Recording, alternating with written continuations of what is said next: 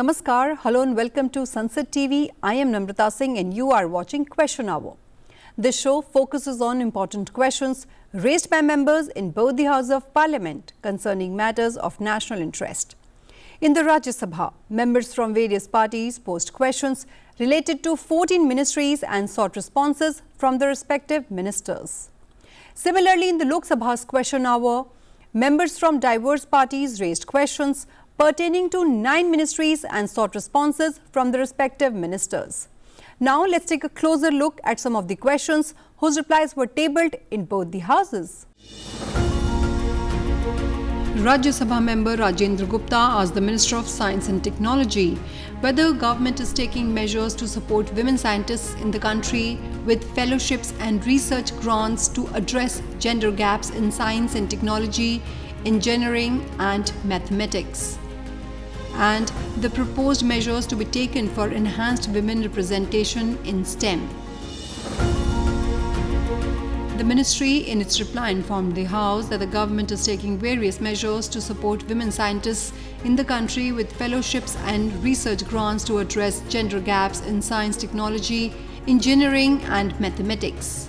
The Department of Science and Technology is implementing a holistic scheme, Women in Science and Engineering Kiran, to encourage and promote women in the research and development in science and technology domain.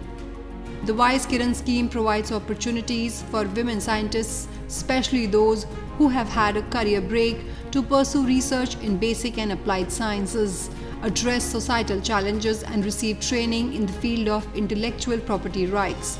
Under Wise Kiran scheme, the Wise Fellowship for PhD program supports women to pursue research in basic and applied sciences. Further, the Wise Post-Doctoral Fellowship and Wise Societal Challenges with Opportunities programs encourage women to pursue postdoctoral research in STEM fields. The DST is also implementing the Women's Instinct for Developing and Ushering in Scientific Heights and Innovation program, which enables senior women scientists under 2 categories, viz. Retired Category A and not in regular employment Category B, to continue their scientific careers. Another program, Wise Internship in IPR, provides 1 year on-the-job training in the field of intellectual property rights. Besides the fellowship programs, Department provides institutional support through consolidation of university research through Innovation and Excellence program to develop research infrastructure and facilities in women institutions to encourage women's participation in research and development. Vigyan Jyoti is another unique initiative of DST that encourages meritorious girls of class 9th to 12th to pursue higher education and careers in STEM. The Department of Biotechnology supports women scientists through the Biotechnology Career Advancement and Reorientation Fellowship Program to enhance their participation in biotechnology and allied areas, helping women re-enter and sustain career in science. The Council of Scientific and Industrial Research launched a special call for research grants for women scientists in 2023. This scheme motivated women academics, scientists from all across the country to participate in state-of-the-art research and development. The All India Council for Technical Education launched a Pragati Scholarship Scheme exclusively for undergraduate female students to provide an opportunity for higher education and empowering women through technical education. Over the past decade, several measures have been taken to enhance women's representation in STEM under schemes run by Department of Science and Technology. Under Wise Kiran, the number of women scientists supported increased from 2,713 before 2014 to 4,419 by 2025. Similarly, under the Innovation in Science Pursuit for Inspired Research Scholarship for Higher Education scheme, the count of meritorious women supported rose to over 50,000. For doctoral studies under Inspire Fellowship, over 5,000 meritorious women were supported. Additionally, over 400 women have been supported under the Inspire Faculty Postdoctoral Support Program. At the school and pre-university level, initiatives such as Vigyan Jyoti has encouraged over 112,000 girls to pursue higher education in STEM. Under the Inspired Manak scheme, over 176,000 girls were encouraged to foster a culture of scientific curiosity, innovation and experimentation through original ideas and projects to build early interest in science and societal applications. In terms of progress, enrollment of women in STEM courses at higher education level has substantially improved. According to the latest available data from All India Survey on Higher Education, women constitute about 43.2% of students enrolled in STEM. Lok Sabha member K. Radhakrishnan asked the Minister of Road Transport and Highways whether the union government proposes to extend financial and technical assistance to the Wayanad Tunnel Road project proposed by the state government of Kerala and whether the government would consider declaring it as a project of national importance. Sir, Honorable Speaker, sir, this is one of the important tunnel road project. Actually, this Kozhikode Wayanad tunnel is being developed by Kerala government on state road from their own resources. MORT is responsible for the development and maintenance of only national highway. The proposal for any financial assistance still up till now, we don't have any proposal we received from Kerala government. Sir, regarding this, this is a very important project. And regarding in Kerala, the situation is really very, very crucial. Because in Kerala, in all national highway, the urban development is already developed roadside. And it is very difficult to acquire the land. At the same time, there are a lot of demands from the people, member of parliaments, and that is to be also really very difficult to fulfill the demand. Regarding this section NH 766, there is also the Tamarcheri Ghat also is there. So these are the crucial issues. Regarding some problems, regarding diversification of the road, first of all, there was no provision. Only we have just taken a very simple methodology using for making that alternative road. But now we have taken a decision that we will make that road with the concrete. And that is the reason that many of the problems we will resolve. Regarding the Ghat section, now there is a 90% angle by which we are developing, and that is to be dangerous because in the rainy seasons it is a very difficult task. So now we are coming to conclusion we will acquire more land and we will at least maintain the angle of 45 degrees. And at the same time, before starting the construction of the road, we will first giving priority for developing of that particular area, and after that we will start the construction. Regarding the problem in Kerala, there are a lot of problems. We have appointed a special committee, technical committee, some people from IITs. We have already received the report, and after considering that report, we are also taking action. And there are a lot of chances and opportunity for us to use new technology, new innovation, in particularly in the road construction, in the tunnel, and we will see that the problem will be resolved. Rajya Sabha member C.V. Shanmugam asked the Minister of Environment, Forest and Climate Change whether it has come to the notice of the government that human-animal conflict is increasing all over the country. If so, the details of steps taken by government to address this issue and whether government has made any study on the reasons for increase in human-animal conflict. इस पृथ्वी पर केवल हम लोग वन्य जीवों की सुरक्षा और संरक्षण के लिए कार्य करते हैं, तो उनका सह अस्तित्व भी आवश्यक है। ये जो संघर्ष की बढ़ती हुई परिस्थिति है, ये जनसंख्या का असंतुलन, विकास, वाइल्ड लाइफ हैबिटेट में दखल और उसके कारण ये संघर्ष ज़्यादा बढ़ रहा है।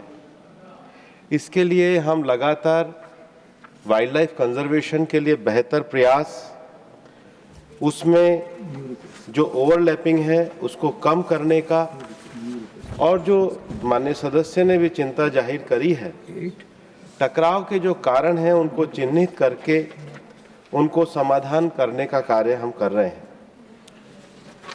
हम वन्य क्षेत्र के जो रिसोर्सेज हैं उनके इम्प्रूवमेंट के लिए कार्य कर रहे हैं।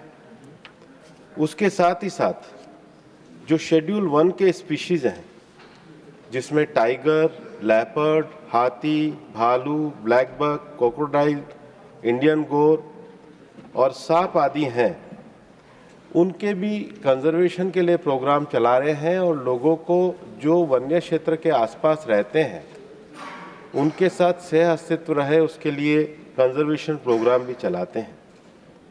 माननीय सदस्य ने सही कहा है कि हाथियों के कारण काफ़ी संघर्ष है, जिसमें लगभग औसतन 500 व्यक्तियों की भी जान जाती है, पर हम ये भी जानते हैं कि एक्सीडेंट और बाकी कारणों से हाथी भी बड़ी संख्या में मारे जा रहे हैं। एक जो बड़ा विषय है जो जंगल के बाहर भी है, वो सांप के काटने के कारण मृत्यु है, और ये तो पूरे देश भर में जो सबसे ज़्यादा जो जान जाती है वो सांप काटने के कारण है।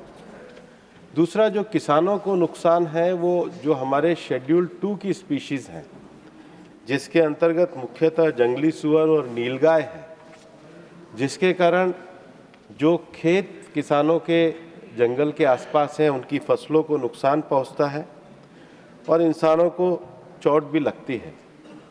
हम राज्य सरकारों के साथ एक बेहतर कोऑर्डिनेशन बनाने के लिए काम कर रहे हैं, क्योंकि राज्य सरकारें इसकी फर्स्ट रिस्पॉन्डर हैं, उनके पास डेटा भी है और वो लोग फील्ड लेवल पर कार्य भी करते हैं।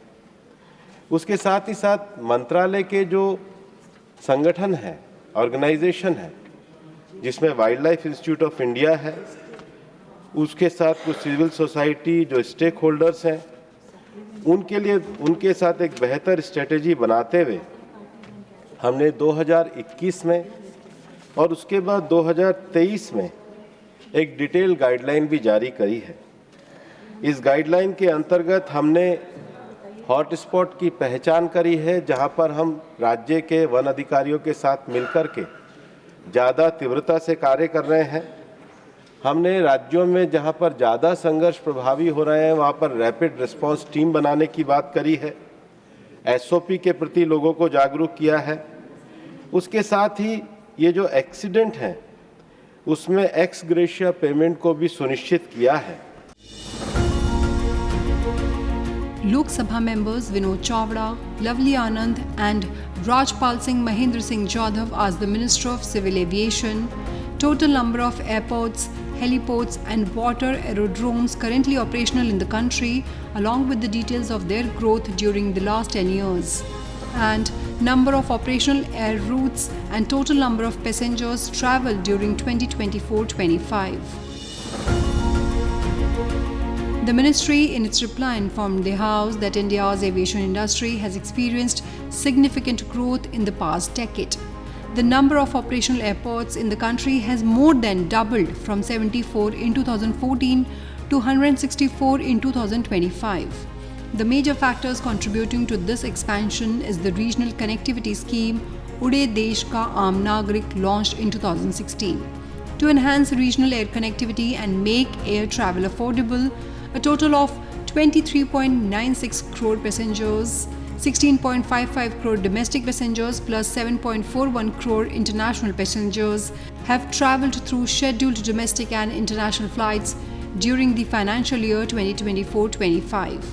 To ensure the affordability of regional air travel, the Udan scheme provides financial incentives to airline operators on regional routes that include concessions by the central government, state government, union territories and airport operators to reduce airline operation costs, and also the viability gap funding to bridge the gap between operational costs and expected revenues on such routes.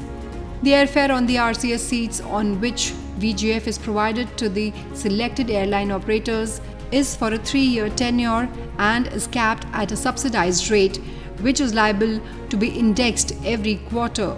The above measures aim to strengthen affordability, accessibility, and overall passenger convenience in the aviation sector, thereby promoting regional development and economic growth. VGF amount of 4,352 crore rupees has been disbursed to support the selected airline operators. Modernization and development of infrastructure facilities at the existing airports is a continuous process which is undertaken by the Airports Authority of India or the concerned airport operator, developer depending upon traffic demand, commercial feasibility, operational requirements for safety of aircraft operation and demand from airlines. Lok Sabha member Sanjay Seth asked the Minister of Law and Justice details of sanctioned and vacant posts of judges in the high courts and subordinate judiciary across the country, the impact of these vacancies on the pendency of cases, and the status of all India judicial service in the matter of filling up the vacancies. वो detail of sanctioned and vacant post of judges in high courts and subordinate judiciary across the country से संबंधित था। इन्होंने जो जजेज की आयु है, जो सबॉर्डिनेट कोर्ट जिसको हम डिस्ट्रिक्ट कोर्ट कहते हैं वहाँ 60 साल, हाई कोर्ट्स में जजेज की आयु 62 साल और सुप्रीम कोर्ट में जजेज जो हैं उनकी आयु 65 साल है। ये अभी वर्तमान में व्यवस्था है। ये कह रहे हैं कि क्या कोई आयु इंक्रीज करने का प्रस्ताव है। मैं आपके माध्यम से माननीय सांसद जी को कहना चाहता हूँ कि अभी कोई ऐसा प्रपोजल पेंडिंग नहीं है। हमने इंफ्रास्ट्रक्चर के माध्यम से 2014 के बाद बहुत से सुधार किए हैं जुडिशरी में, जैसे ई कोर्ट फेज फर्स्ट, उसमें इंफ्रास्ट्रक्चर के क्षेत्र में हमने सुधार किया, लोकल एरिया नेटवर्क जिसको हमने लैन बोलते हैं। फिर हमने ई कोर्ट्स फेज सेकंड में हमने आईसीटी हार्डवेयर, डिजिटल फाइलिंग, ई सेवा केंद्र जिसको हम वैन बोलते हैं, इसमें हमने सुधार किया, इंफ्रास्ट्रक्चर उपलब्ध कराया डिस्ट्रिक्ट कोर्ट्स में। फिर ई कोर्ट फेज सेकंड में 7,210 करोड़ रुपए नरेंद्र मोदी जी के नेतृत्व में सरकार ने सुप्रीम कोर्ट को उपलब्ध कराए हैं इंफ्रास्ट्रक्चर फैसिलिटी बढ़ाने के लिए। तो इसका मतलब सुविधाएं बढ़ी है और उनको जो जो आवश्यकताएं हैं उनकी पूर्ति सरकार करने के मंशा रखती है। अब जो आपने पूछा है कि केसेस पेंडिंग है उसके लिए क्या कर रहे हैं, तो उसके लिए भी सरकार ने एक नेशनल जुडिशियल डेटा ग्रिड बनाया है। उसमें हम केसेस का एनालिसिस करते हैं और उनकी एक कमेटी बनी हुई है सुप्रीम कोर्ट में कि वो देखते हैं कि 50 साल पुराना केस कौन सा है, 40 साल पुराना केस कौन सा है, 30 साल पुराना केस कौन सा है, 20 साल पुराना केस कौन सा है, 10 साल पुराना केस कौन सा है, और उसका एनालिसिस करके और उसमें जल्दी निपटारे का प्रयास सुप्रीम कोर्ट करता है। Thank you. Lok Sabha member Ajay Bhatt asked the Minister of Jal Shakti whether the union government has received any representation from the state government of Uttarakhand for providing financial assistance for the implementation of rural drinking water supply schemes, and if so, the details thereof, and whether the government has reduced the central share in drinking water scheme. माननीय अध्यक्ष जी, जल जीवन mission हमारे देश के लिए एक बहुत ही महत्वपूर्ण प्रोजेक्ट माननीय प्रधानमंत्री जी ने किया था। आज तक करीब 15 करोड़ घरों में जल जीवन मिशन के द्वारा पानी दिया गया है। उत्तराखंड के अंदर भी बाकी जगह तो 50-50% पैसा दिया जाता है। उत्तराखंड या कुछ राज्यों में 90-10 के जरिए 90% पैसा केंद्र सरकार की ओर से उनको वित्तीय सहायता दी जाती है। इस बार भी माननीय एफएम ने इस बार भी 67,000 करोड़ रुपया इसके लिए आवंटित किया गया है, मगर कई जगह से, कई राज्यों से, कई एमपीओ से बहुत सी कंप्लेन इसके बारे में आई। माननीय प्रधानमंत्री श्री मोदी साहब ने अभी भी एक निर्देश दिया और बार बार दिया है कि ये जो योजना है वो लोगों के घर में पानी देने के लिए बनी है। पानी देना ही पड़ेगा, पाइप बिछाकर या सिर्फ नल डाल के, फोटो डाल के वो अगर छोड़ देंगे तो चलेगा नहीं, उसके ऊपर एक्शन लिया जाएगा। मैं आपके बताऊं कि अभी तक इसके अंदर करीब 4,000 लोगों के ऊपर, कोई अधिकारी है, कोई मंत्री है, कोई कॉन्ट्रैक्टर है, उनको ब्लैकलिस्ट किया गया। एक राजस्थान के मंत्री तो कल तक वो जेल में थे। कई लोगों के ऊपर एक्शन ली गई है, किसी को चार्जशीट दिया गया है। हम लोग स्कीम के द्वारा, एक स्कीम बनाकर स्कीम के द्वारा ही उनको पैसा देना चाहते हैं, और जो अभी तक जो पैसा उनको दिया गया उसका वो हिसाब भी जमा करे, उसका वेरिफिकेशन भी दे। और जब तक वो नहीं देंगे उसको पैसा देना हमारे लिए भी मुश्किल है, और उसी लिए हमने कैबिनेट से अभी तो मंजूरी भी मांगी नहीं है। जब तक ये हो जाएगा, हमने सभी मुख्यमंत्रियों को भी कहा है, सभी एमपीओ को तो हमने अलग से बुलाकर भी कहा था कि आपकी जो भी कंप्लेन है हम उसके ऊपर एक्शन लेंगे।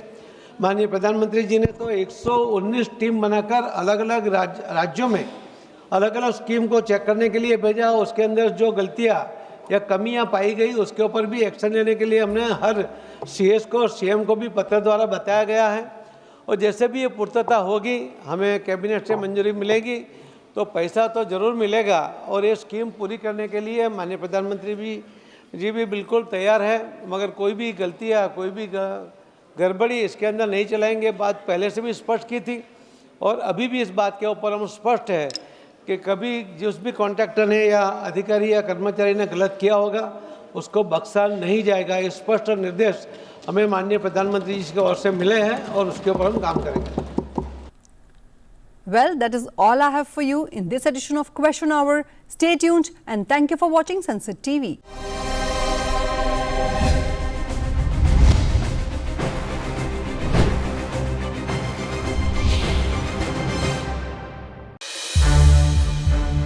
सनसेट टीवी के और भी प्रोग्राम्स देखने के लिए सब्सक्राइब करें हमारा YouTube चैनल और हाँ, इन्हें लाइक और शेयर करना ना भूलें।